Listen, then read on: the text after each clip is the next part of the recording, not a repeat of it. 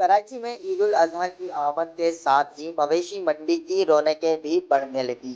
शहरियों की सहूलत और सिक्योरिटी को यकीनी बनाने के लिए इंतजामिया भी मुतहरिक हो गई।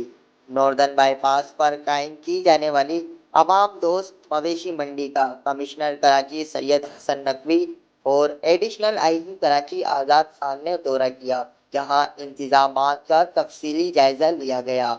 DIG west Irfan Baloch, SSP west Tariq Ilahi Mastoi, director State Bank of Pakistan और दीगर अफसरान भी इनके हमरा मौजूद थे। दौरे के दौरान पुलिस हुक्काम ने सिक्योरिटी सूरत हाल पर ब्रीफिंग दी और बताया कि मंडी और इतराब के इलाकों में फुल प्रूफ सिक्योरिटी प्लान तरतीब दिया गया है, जबकि शहरियों के तहफ़्फ़ुज़ के लिए इजाफी नफरी भी तैनात की गई है। इंतजामिया ने सिक्योरिटी इंतजामात पर इत्मीनान का इजहार किया।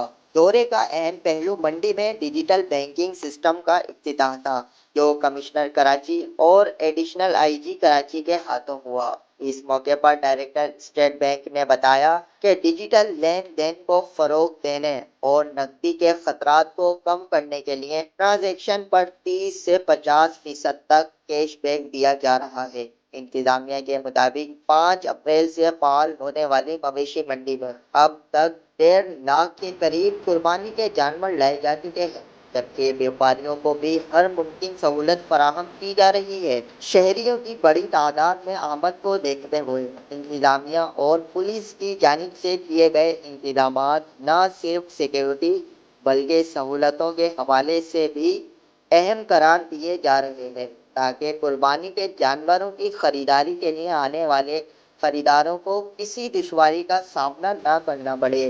कैमरामैन मोहम्मद अमीन के साथ जैन अंसारी, पब्लिक पोस्ट, कराची।